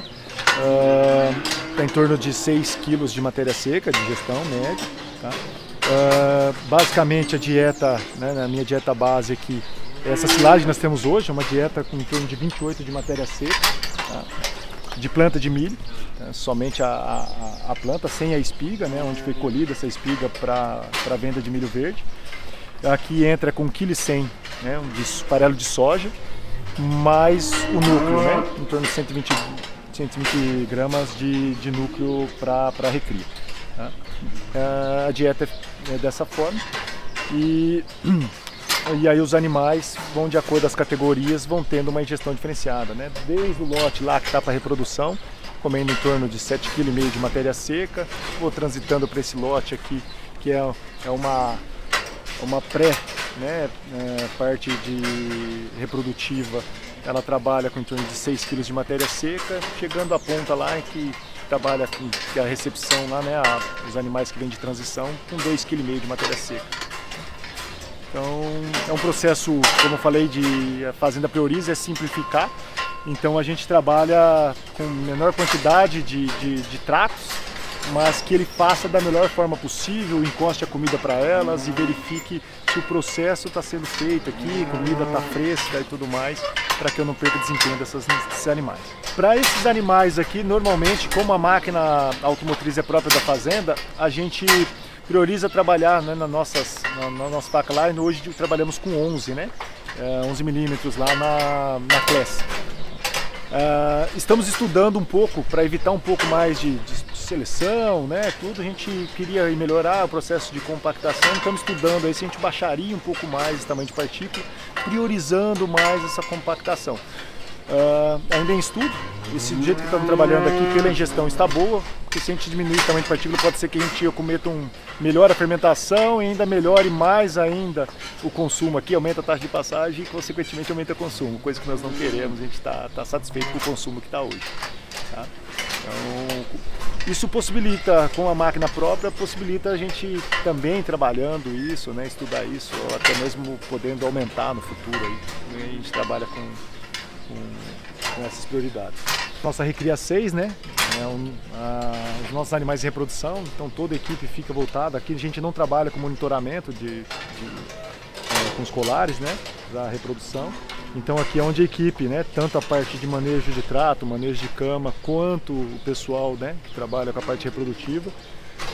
Eles ficam de olho aqui em relação a cio, então tem o grupo, normalmente tudo aqui a gente trabalha com grupos no celular e que vai fazendo a comunicação. Então a fazenda inteira interage aqui, passando aqui, viu o animal, já vê o número, já manda no grupo e aí eles certificam se realmente esse animal estava em cio, se ele estava montando, se estava deixando de ser montado, e eles fazem esses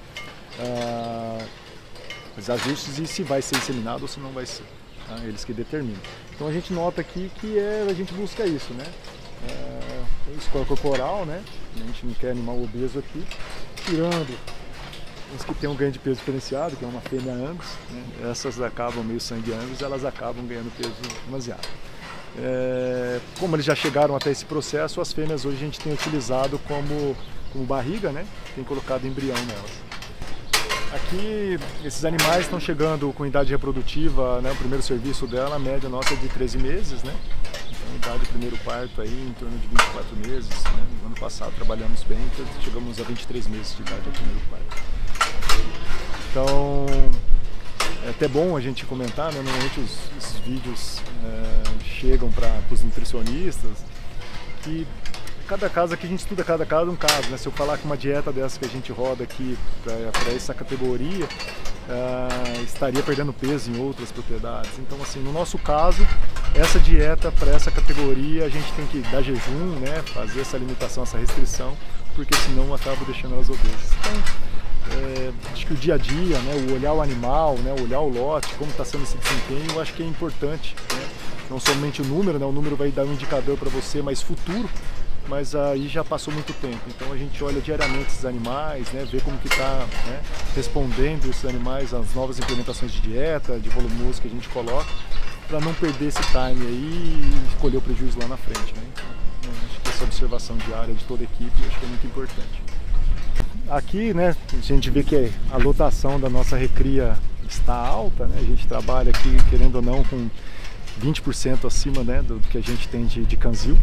Então a gente está estruturando, vai sair a nova fase, acredito que daqui a um mês a gente já consegue aliviar todo o sistema, né? Não sei por quanto tempo, mas consegue dar uma aliviada, onde vai ser feito aqui já pensando em adaptação para os animais entrarem para os nossos sistemas de freestall. Então aqui vão ser feitos a nova estrutura freestall para recria. Então saindo da parte reprodutiva, já entra para cá, se adaptando às camas de freestall. Como a gente é um sistema de cross ventilation, né, então, e a gente está em fase de obras, né, então a gente prioriza muito a limpeza dessas placas, a eficiência das placas, principalmente no verão, né, agora está um pouco mais ameno o clima. Mas semanalmente é feito toda a limpeza das tubulações, né?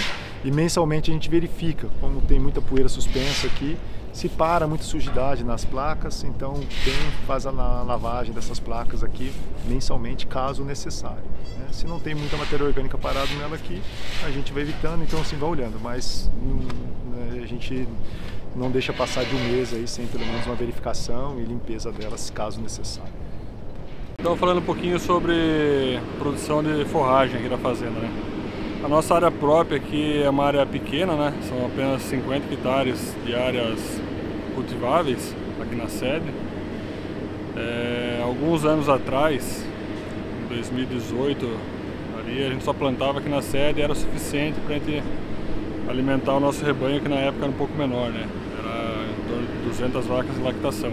A gente sempre pensou que a produção de forragem, por a gente só ter 50 hectares aqui, era um fator limitante para a gente. A gente fazia safra e safrinha de silagem por anos e anos, mais de 15 anos nessa pegada, 50 hectares na safra, já entrava plantando em cima e safrinha de novo. Com a ideia de aumentar a produção de leite, a gente começou a arrendar algumas áreas próximas, né? Que possibilitou a gente ter mais segurança alimentar, mais comida estocada. Então hoje a gente arrenda mais 310 hectares fora da fazenda, dividido entre milho e soja. A gente ainda faz um pouco de soja para rotação de cultura em algumas áreas. Todas as áreas estão próximas aqui da fazenda, que facilita a operação de logística na colheita da silagem, mas ainda assim é uma estrutura robusta. A gente conta com mais de 14 caminhões para estar trazendo esse material. Todo o material é estocado, armazenado aqui na própria fazenda, nos silos trincheiras. Então hoje, como a gente tem mais área para a produção de silagem, a gente acaba optando por apenas fazer silagem de safra para as vacas em lactação, né, de planta inteira. A altura de corte a gente subiu um pouco nos últimos anos, estamos trabalhando em torno de 40 a 50 centímetros de altura de corte, com o intuito de concentrar um pouco mais de amido.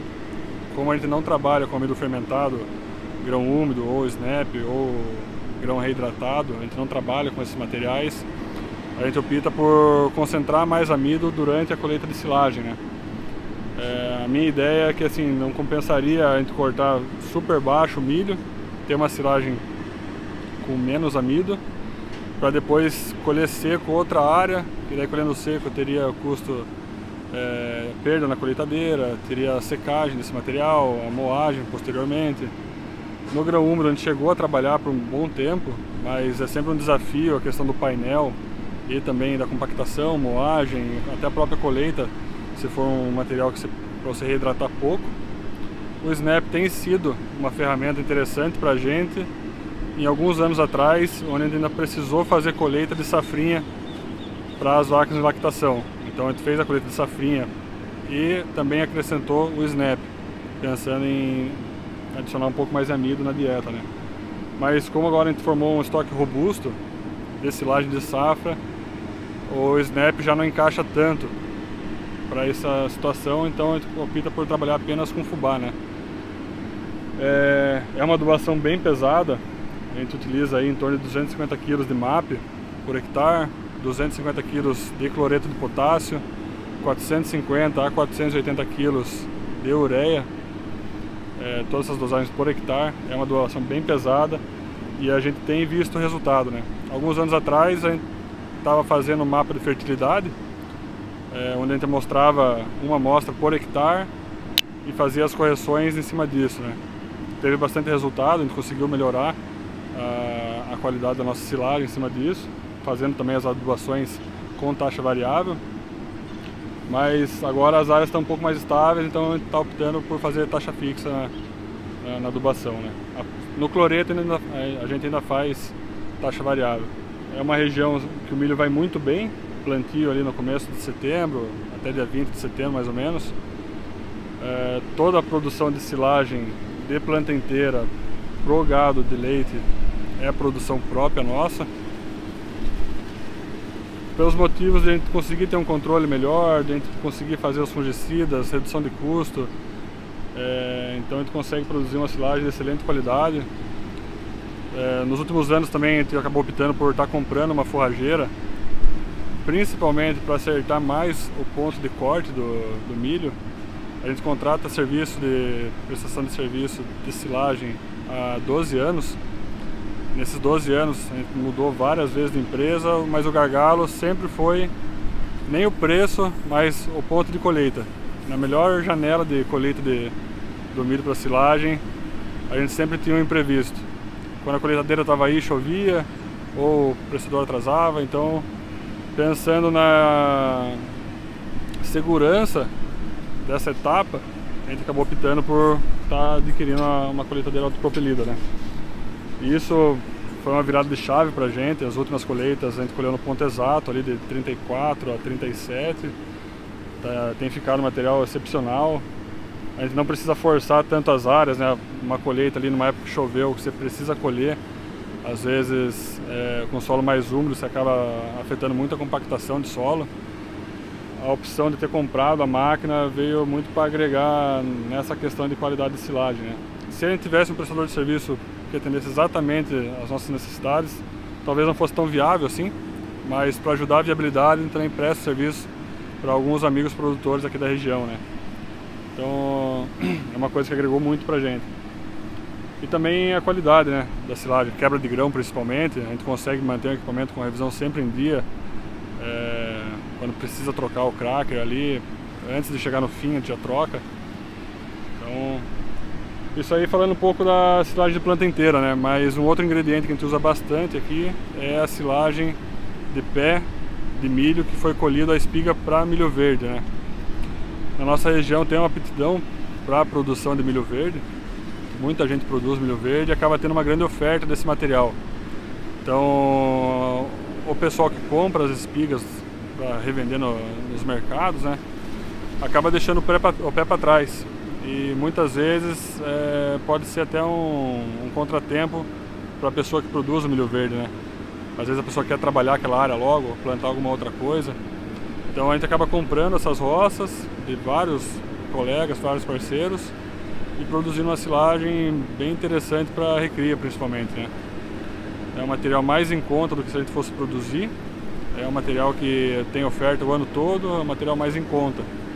Então a gente consegue manter um estoque bem robusto dessa silagem. Hoje nosso estoque, a gente está em maio agora, mas nosso estoque desse ingrediente está até setembro do ano que vem. Então isso possibilita as melhores oportunidades, né?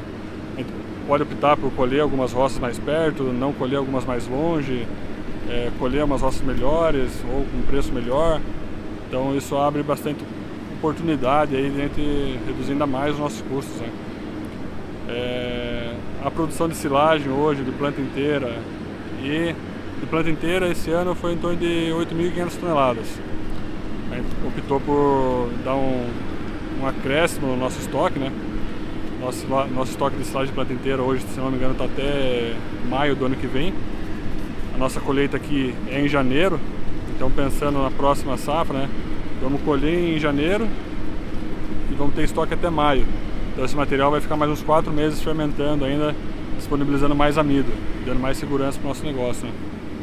É um custo um pouco mais alto o fato de a gente só produzir na safra, por conta do tempo que esse material vai ficar para retornar, né?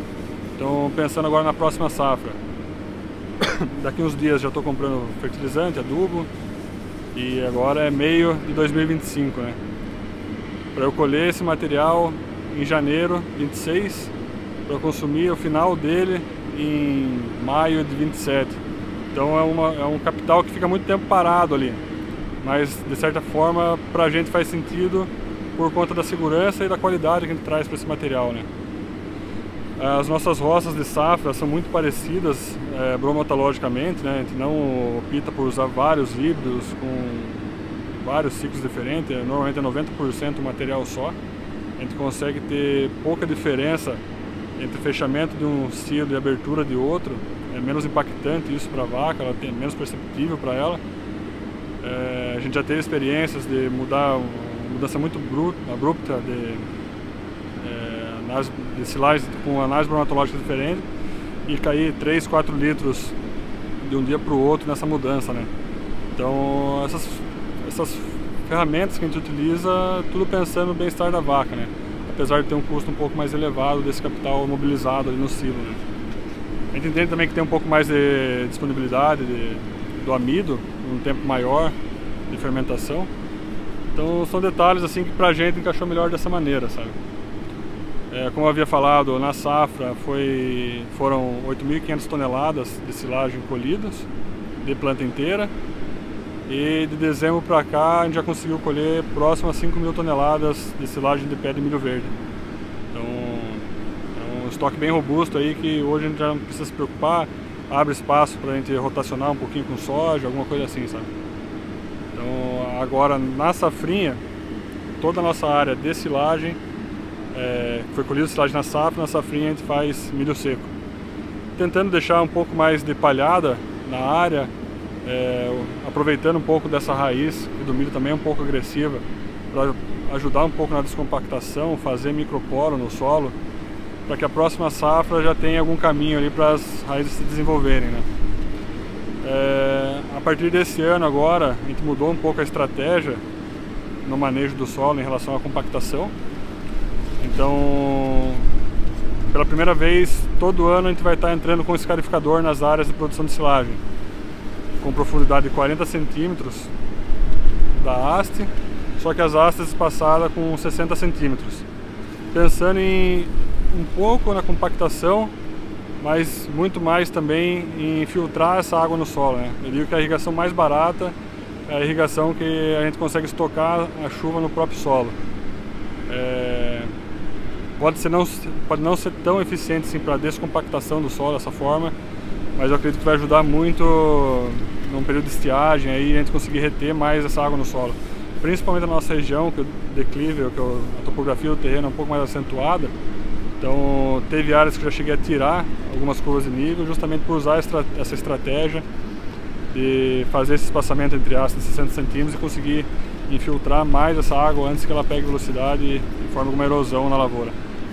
Estamos agora aqui dentro da sala de invase do Laticínios Mamma Mia, onde a gente embala o nosso próprio leite com marca própria, né? Hoje a gente atende as demandas das cidades em volta aqui, principalmente Pilar do Sul e São Miguel. E é uma forma de a gente conseguir levar toda a qualidade que a gente produz aqui na nossa cidade até a mesa das pessoas próximas a nós, né? As pessoas da nossa própria cidade, as pessoas que conhecem nosso trabalho, que sabem da qualidade do produto que a gente produz.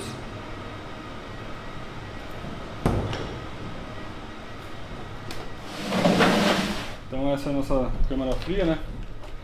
Onde a gente deixa armazenado o nosso leite para ser entregue no dia seguinte.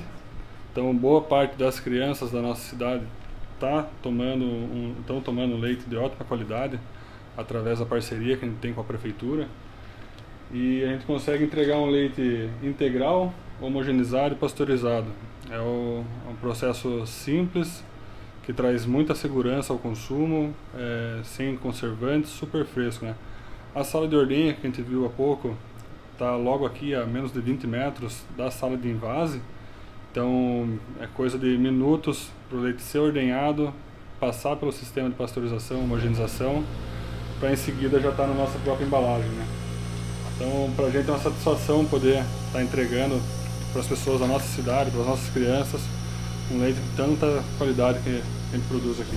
Gostaria de salientar, né, que tudo isso, os indicadores da fazenda, os resultados, o crescimento da fazenda, só acontece com os nossos colaboradores, né? Eles que estão empenhados em todos os processos, têm a dedicação, às vezes se ausenta com alguns problemas que a gente ocorre durante o dia a dia do processo, né? Então assim, vou falar o nome dos supervisores, mas que toda a equipe, né, porque são muitos funcionários, então assim, para a gente não se estender, eu gostaria de falar que esses supervisores sejam representantes de toda a equipe dele, né? Começando do Marcos, né, que é nosso funcionário mais antigo aqui, há 23 anos, que cuida da parte reprodutiva, que é o coração que pulsa da fazenda hoje. Dos seus filhos, né, que são representados, o Vinícius, que é o supervisor de ordenha, o Rodrigo, que é da parte de ambiência, de toda a parte de nutrição, tá? E do Ferdinando, que cuida do bezerreiro. Então essas pessoas aí, eles estão liderando a base, né, que faz tudo isso acontecer e a fazenda crescer.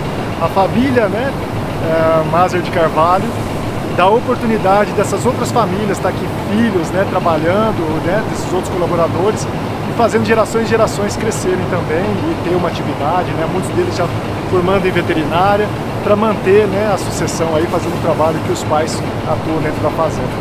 Acho que isso aí é a base de tudo, e isso nos orgulha bastante, né, de os filhos querer seguir dentro da fazenda também, onde o pai começou, tá? Acho que um abraço, dedicação a Deus.